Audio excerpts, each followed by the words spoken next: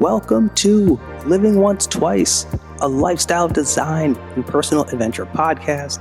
My name is Justin. Come with me as I'm here to help you chart your course for creating the fulfilling life you desire. Join me as every Wednesday we'll dive into the inspiring guest stories, remarkable science, and useful strategies to help you create the momentum you need to take action towards designing your dream life. Remember, your dream life is waiting for you. It's time to go for it. You deserve it.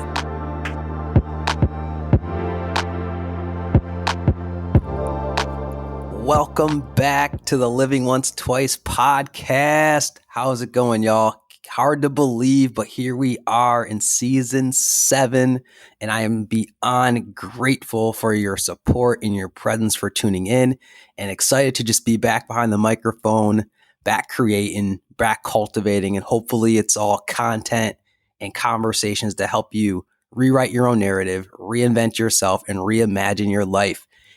Hey, if you're enjoying this show and you're new to the show, again, my name is Justin Oliver. Just super excited to be here and grateful to you all out there for tuning in. Please be sure to share the Living Once Twice podcast on Instagram, LinkedIn, or wherever. Leaving us a review on iTunes, Spotify, YouTube. As you know, we've got video content. And be sure to give us a follow on IG at Living Once Twice for more content updates. So, season 7, here we go. Where are we going this season? It's pretty straightforward, y'all. We are going to be looking in the mirror as life has been teaching me and showing me that for so many years, the main culprit, and I think many of you can relate, into why I myself haven't experienced consistent peace, consistent joy, consistent freedom, love, all the things that I desire is me. That's the main culprit. And maybe you can relate. I know it might be hard to admit, but when you have that realization and that full acceptance that we indeed are the causer of why prosperity, when it comes to health and career and finances and love in other areas, we're the main cause or why it hasn't reached us yet. And I know that could be maybe a little bit uncomfortable to hear, but as we know, the truth hurts, right? And so as I think about my own journey in those areas with a more sober mind and really honestly and deeply diving into a spiritual and more of a faith-based walk with my God, my higher power, I'm realizing, and maybe you can this resonates with you, that I've blocked, sabotaged, and delayed so many blessings in my life. And if that is something that resonates with you, I think the golden question we all have to ask ourselves is, why? Like, why do we self-sabotage? Especially when we all consciously know that we want that happiness. We want to experience so many good things, but how do we overcome this fatal feature that I feel is programmed into so many of us? Pushing that blinking self-sabotage button over and over again. And so this is one of the many topics we are going to explore with this season's guest. And as I hopped on that road of both confronting and really owning my own self-sabotaging behavior, one of the useful guides or books that I turned to was How to Stop Feeling Like Shit from Andrea Owen. Don't cuss on this podcast often, but that's just the title of the book. So it's a book that I really enjoyed, and I got to learn about Andrea's work through Eileen's You Live and Dare podcast, and Andrea's wisdom in this book and other downloads that have come to me throughout kind of this season and this journey of really overcoming self-sabotage is really how I want to kickstart this season's episode by discussing the ways in which we self-sabotage and block our own blessings. And of course, throughout this episode and the seasons, really offering tips and insights of how we can stop holding ourselves back.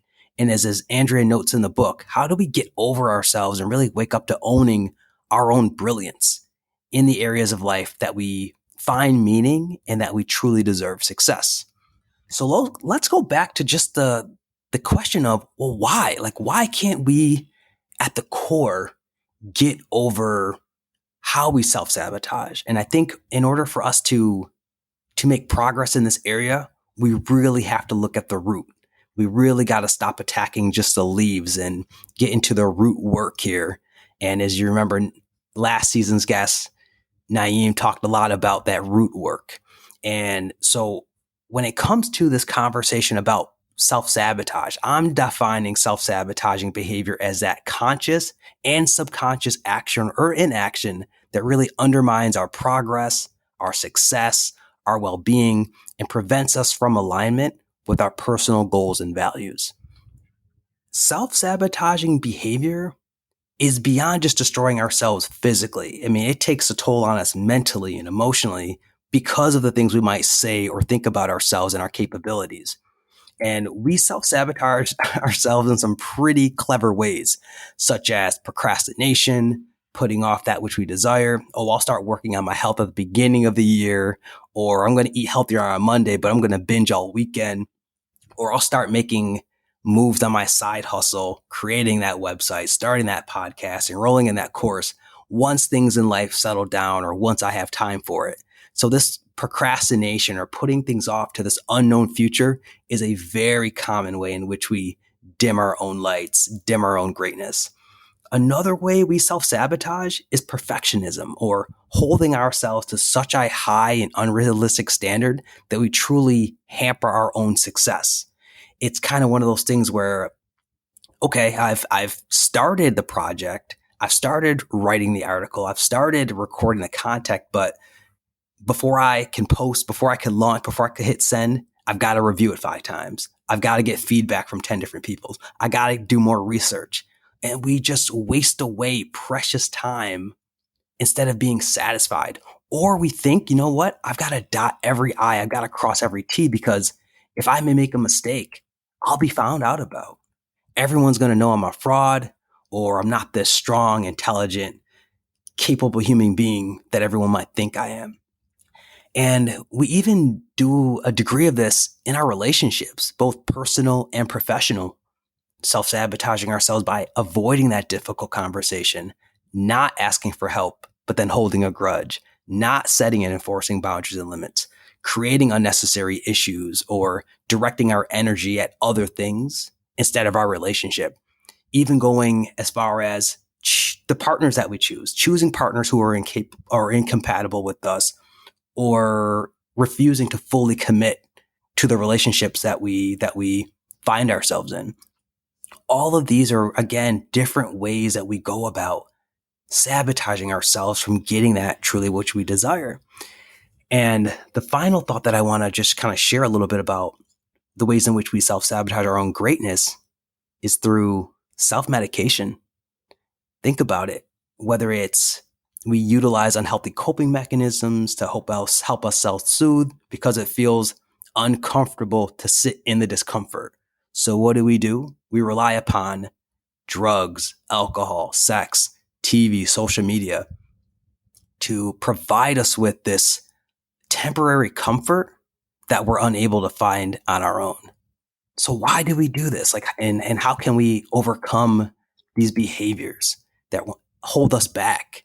Now, from my research, there's many various root causes that underline this self-sabotaging behavior. And I'm going to speak about 3 of the most common roots. And I want to start with, one of the reasons in which we exhibit this type of behavior. It really starts by thinking about and going back to the unhealed trauma from our childhood and upbringing. And I don't think it's a surprise by now to learn that some of the roots of this self-sabotaging behavior traces back to our younger years. I mean, this is the reason why sometimes in order to go forward, we have to revisit our past. We have to heal our past. And there's so many forms of traumatic experiences that we could have endured. And this could have really been the root cause that has manifested into now this self-sabotaging behavior. If you were the victim of physical or sexual or emotional abuse, but never provided the tools to process that experience, you might now be carrying emotional wounds, mental wounds, inner child wounds in the form of low self-esteem, low self-worth, low self-image, and develop some really unhealthy coping mechanisms and even distorted core beliefs that are impacting your behaviors. For example, if you grew up with caretakers that neglected you and didn't give you the loving attention that you needed, or have had their own struggles with abuse that were projected upon you, you may have developed core beliefs that you don't matter, or that people can't be dependent on, or even that you're a burden to others. So in order to be loved and belong, you must suppress your needs, or you even must do and go and do things above and beyond to be recognized and get that attention and that affection that you deserve and that you love. There's countless narratives again and core beliefs that get created and shaped in our childhood that become more and more solidified within us that we never properly get the course correct, but instead we outwardly showcase in our behaviors, like overworking to be recognized because that fills a void. Or we equate these vanity metrics out there, how many followers we've got, how many likes we get on a post, how much money is in our bank account, to be an equivalent to our worth. Because again, we didn't have this positive self-image of ourselves because of our upbringing, or because of the trauma from our past. Hey, we may procrastinate because we've been told and showed that we'll never amount to anything, or anything that we do try to do, we're going to fail. So why even try? Because no one's going to care. And all that leads to that mindset is us ensuring that our failure, or our thought of failure, becomes just a self-fulfilling prophecy. We'll never have that successful relationship. We'll never have that successful business. And so we don't believe that we deserve anything positive in our lives, again, like love and like belonging. And adding to this point, again, about unhealthy trauma from our childhood and our upbringing being one of the roots of self-sabotaging behavior, I wanted to stress just the impact that this dysfunction can have on our relationship style, or our attachment with others. And so if you've ever struggled with self-sabotaging behaviors in a relationship, like avoiding commitment, being unable to be vulnerable, getting anxious to the point where you overthink, overextend, or latch on very suddenly, something such as attachment theory, which I've talked about in the past, it can really offer some potential insights. And when it comes to attachment theory, again, it's something that has been eye-opening to me. And essentially, if you haven't heard about it, the founder of attachment theory, John Bowlby, argued that the quality of connection to loved ones in early emotional deprivation was the key to the development of our personality and to an individual's habitual way of connecting with others. So that was kind of like the basis of the foundation of attachment theory. So based on how we formed connections or didn't form connections with our caretakers, really impacted for many of us our attachment style. And for some of us out there, like myself, we've developed an insecure attachment style due to the lack of connection with our caregivers, as it's impacted how we connect with ourselves and others. I won't go too deep into it, but as someone who struggles as one of the fearful avoidant attachment styles, which is like the jackpot, where you have both an anxious and avoidant attachment tendencies, the book and other experts work on it, like I said, gave me a lot of great insights to both into my own self-sabotaging behaviors in that department. And I'll be sure, without question, to do a future episode on it, but I don't want to dive much deeper into that, as I want to move on to kind of one of the second roots of our self-sabotaging behavior, which is imposter syndrome. And this really comes from something that I think many of us have heard that term, imposter syndrome. And I think it's widely known. And it was a term coined in the late 70s by psychologists Pauline Rose Clance and Susan Imes. And it's really described by three critical attributes, which are thinking that people have an exaggerated view of your abilities, the fear of being exposed as a fraud, and then the continuous tendency to downplay your achievements. If you can relate to experiencing any of those three behaviors or thought patterns, please say I, and I'll be the first one to say I. And trust me, while you might feel alone, you and I, we're not. About 1/3 of people suffer from imposter syndrome. And according to research, 70% of everyone out there is likely to experience it at some point in their lives. And while it really doesn't discriminate, but we know that it's extremely prevalent in women and in the BIPOC community and folks from low income backgrounds. And the power of this root of imposter syndrome, it can be devastating on us. The negative self-talk, the feelings of unworthiness to, say, in a job sense, ask for promotion or extra compensation when you're in a job offer negotiation, or even questioning any success, credit, recognition that you do achieve.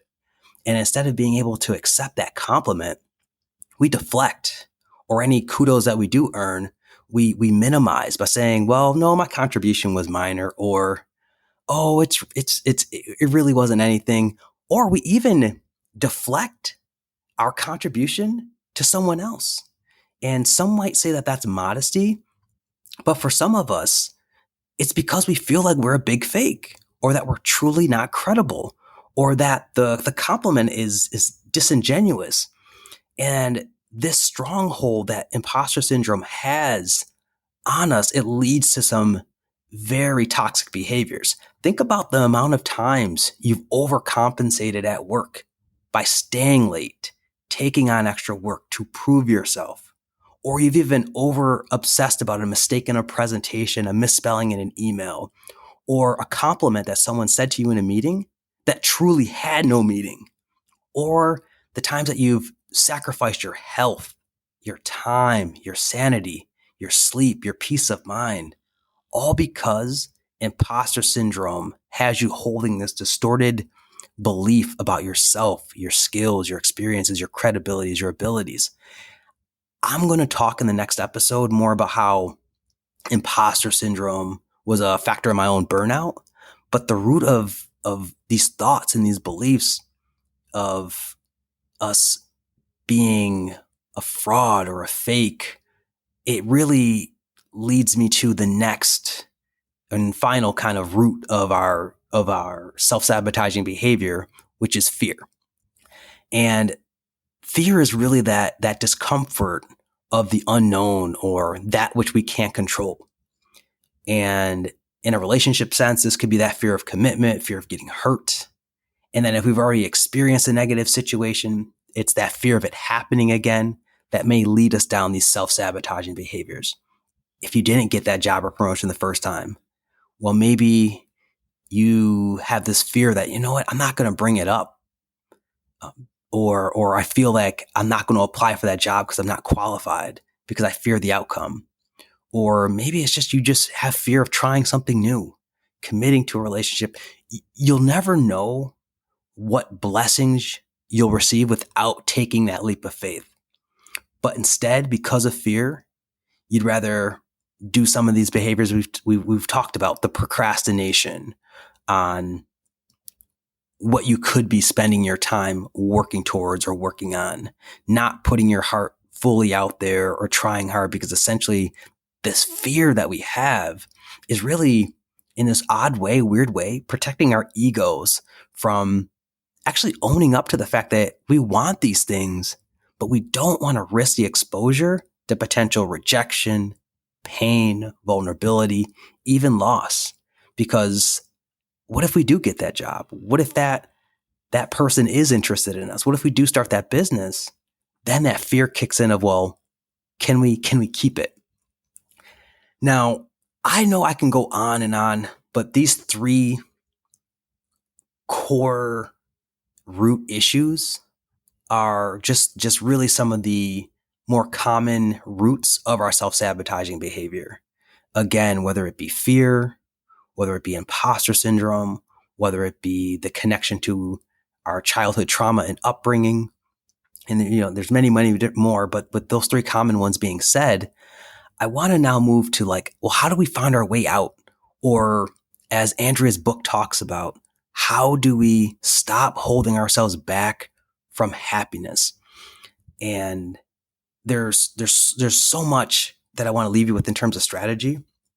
But there's just a few key strategies that I want to offer and that I want to share with you that I've found useful in my own journey, and all of which are available to you the moment you find yourself sick and tired of being sick and tired. And the first is really straightforward, and it's as simple as the most essential step, which is you have to recognize that you have self-sabotaging behaviors. Again, this is whether it's your mindset, whether it's patterns, you have to look honestly and deeply at yourself in the mirror. And you have to ask yourself, what are the moments, what are the situations I keep finding myself saying, why do I keep doing this? Or how does this keep happening to me? Or framing a situation to really kind of get at the core of this is saying, well, I want to achieve this specific goal, but I keep doing this behavior. This is how you can start to really open yourself up to recognize the self-sabotaging behaviors that are holding you back. Maybe it is, I want to lose weight, but I keep procrastinating. Maybe it is, I want to set a boundary with my partner, my friend, my family, my job, but I keep people pleasing. Maybe it is, I want to save money, but I keep spending my money and my time on unnecessary things. This is the starting point of that introspection. And yes, it's going to require you to get brutally honest with yourself and start to admit that you are the causer. But that responsibility is going to give you equally as much power to becoming the fixer, to becoming the architect of your situation going forward. Now, listen, we're all human, so you might not see everything objectively. So it is very important to think at times about sometimes getting help, asking for others who are close to you that you trust to maybe also be able to help you bring to light some of these self-sabotaging behaviors that we really need to get at to bringing to the forefront. The second strategy that I want to offer is that you have to identify your core beliefs. So now that you're bringing to light these patterns, it's time to really examine, well, what's at the root of your core beliefs? And I found the easiest way to ask yourself and to really root down is to ask yourself why, and next ask yourself when. So it may go a little something like this. And I'll use one of my struggles, which is people pleasing. So I'll say, I want to stop being a people pleaser, but I fail at setting boundaries. Why? Because I want to be liked. Why? Because I feel inadequate and validated when people like me. Well, why? Because I don't feel adequate about myself and I feel that I'm a fraud. Well, why? Because if people truly knew me, they not think so highly of me. But why? Because of my past. Then I would ask, well, when did this feeling begin? Well, when I was 13 before high school, I went through be open, honest with y'all, very severe depression, not feeling good enough, not feeling attractive, being unable to deal with life. Bingo. And listen, this activity isn't for the faint of heart. When you start to ask yourself why, and you finally root down and you get to asking yourself when, it's murky, it's muddy, it's messy, but this process is essential to peeling your own onion back. Because sometimes to get to the light, you have no choice but to go through the dark. And the darkness is within all of us. But listen, just know that it's okay. It's there, the darkness is there, but you have nothing to be ashamed of or insecure about as you examine your roots. And it's easier said than done. But this is where the healing takes place. This is where we take back our lives from self-sabotaging. This is where it begins, is when we start to root down our core beliefs about ourselves. So now that we've examined our core beliefs, the insecurity, we could start doing the next part, which is to take action to challenge and change our beliefs. You have to challenge your core beliefs. You have to challenge that story that you're telling yourself about yourself. And there's a few ways that you could challenge your beliefs. The first is by asking yourself, like, well, what reasonable evidence do you have that proves this to be true? Or you can ask yourself, well, have people actually said to you whatever that core belief is that you have about yourself. And when you start to ask yourself, well, what reasonable evidence do you have that proves that to be true? Or you start to challenge that belief by saying, well, have people actually said that to you? That really counters this old belief. And another thing that you could do is just develop your own counter to that belief. Well, what's a new belief or a new action that you could say that counters that thought, that core belief thought when it arises? And again, to show you this in action, let's take my core belief that I'm not adequate. Well, what reasonable evidence do I have that proves this to be true? My brain immediately wants me to say, well, my past. And immediately I know that this isn't reasonable evidence. And I think for many of us, as we know, and as I've talked about, a lot of our core beliefs stem from our past. So these are just outdated thoughts that we have about ourselves that really hold no weight in the present moment. So again, once you ask yourself, well, what reasonable evidence do you have to prove this to be true? For myself, I can then counter by saying, well, what reasonable evidence do I have to prove this to be untrue? Well, I have good friends. I have family that love me. I know that I've been doing the work to learn to heal from my past, change behaviors. I know that God, my higher power, loves me unconditionally, flaws and all. So I'm all set. Which brings me to that last strategy, which is, okay, if this old belief pops up and how is it serving you? What's a new belief, or it's not serving you? Well, what's a new belief? What's a new action that you might say to counter that thought? And then for me, it is anytime that belief that pops up, that core belief that I'm not adequate, I can remind myself that's not true, that I am indeed adequate, that I am powerful, that I am, loved by God, loved by my higher power.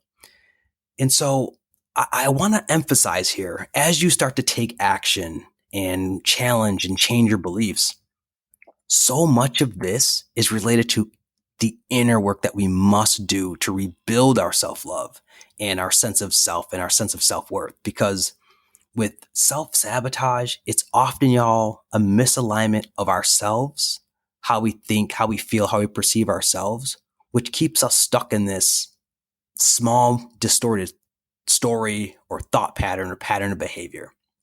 And so we have to go on a journey of learning how to relove ourselves, rediscover our values, and really remold your inner world. You have to understand your value as a human being. Your past doesn't define you. While yes, it might have shaped you, you are still powerful enough to remold your character and your present and future circumstances. But you have to believe that you do. And while yes, it might require work, it will require work. And you have to be patient with yourself, but you can get there.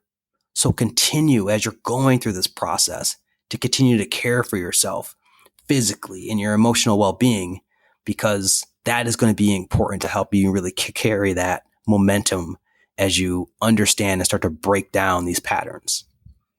Which brings me to my fourth strategy, which is you have to seek support. And I wish I could tell you that you can overcome this alone. And I think while much of the heavy lifting is going to come down to you, this is not the journey to go on by yourself for various reasons. First of all, it's not easy to recognize and stop some of the self-sabotaging behaviors, especially if these are patterns that you've been doing for years on your own. If your own efforts to try different behaviors and responses haven't worked, then there's various things that you could try. Therapy is something, for example. There's no shame in getting professional support, but you could also just go into finding your own accountability partners, a community, talking to a coach, anything that can help you to stay accountable and just having that support. And having that support, having that objective mirror, I'm telling you, y'all, it can really rapidly help your progress, because you're getting that help to bring to surface the issues that you might not be aware of. You're getting that encouragement. You're getting that reminder of how lovable you are, how powerful you are, how talented you are. And yet you deserve the goodness on the other side of that self-sabotaging behavior. And I'm telling you, for myself, as I work through a lot of this with therapy, with loved ones, with community, returning back to my faith in my higher power, my God, more now than ever. I found that just having that spiritual foundation of support along with the community of others who are looking also to be responsible and accountable has helped me a lot. And I believe for those of you out there who are trying to work through self-sabotage, you'll find that community is really going to be a powerful force in helping you to overcome. Which brings me to my final strategy, which is you have to celebrate your progress. The last thing I'll say with that is like this type of work, it's daily work. It's hourly work. At times it's minute to minute work. But as I've discovered, your inner world, it will change. It will transform. It's not as if though these core beliefs just disappear. But as Denzel Herrera Davis, the creator and founder of Create the Space, shared in earlier seasons, you can catch these thoughts. You could check these thoughts and you could change it. Because these core beliefs over time, you will realize that they're outdated and they're so past driven and trauma driven, and it's not an actual reflection of who you truly are. And from there, you're just going to continue to be equipped with the more kind of reality based growth mindset that, again, your outer behaviors will change. You'll move differently. You'll trust your intuition. Your tolerance for your own BS and the BS of others is going to change because you know that you're better and that you deserve more and that you deserve better. It's just going to take it. You just got to take it one day, one step at a time. So when you celebrate that boundary you set, or stringing together that week at the gym, or when you give yourself some grace for not being perfect, celebrate. Because you're on your way to consciously reclaiming your power instead of giving it away to your upbringing, your past, your fears, your outdated belief that you're a fraud, that you're a fake when it comes to that root of imposter syndrome. So again, I offer you these 5 strategies of different things that you can do along the way to really overcome and work through your self-sabotaging behaviors.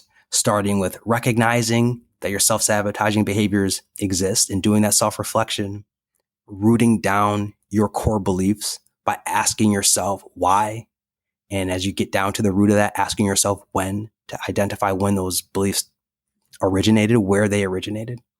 Number 3, taking action to challenge and change your core beliefs by asking yourself, well, how is this belief serving me? What reasonable evidence do you have that proves that belief to be true? Have people actually said that about you? And then developing a new belief or an action that you might say when that thought does pop up. The 4th strategy I offered is seeking support, not doing this journey alone. And the last one is celebrating your progress. Because again, this isn't an overnight process. These core beliefs didn't just show up overnight. So it is going to take time to work through them. And with that inner work, you'll be able to transform them. So with that said, this really sets the foundation for this season. And I'm very excited for a lot of the different conversations we're going to have talking about overcoming self-sabotage when it comes to drugs, alcohol, sex, our ability to, or I guess our ability to overwork, all of these different forms of self-sabotage. So I look forward to you being a part of this season's journey. So with that being said, that is it though for today's show. Again, I'd like to thank you all for your presence and tuning in. If you enjoyed this episode, please show your support by sharing the Living Once Twice podcast on Instagram, LinkedIn, or wherever, leaving us a review on iTunes, Spotify, YouTube, you know the rest. And also be sure to give us a follow on Instagram at Living Once Twice for more content updates. Reaching out to you all through the time, through the space that separates us to say, remember, your dream life is waiting for you. It's time to go for it. You deserve it. Catch you later on Living Once Twice.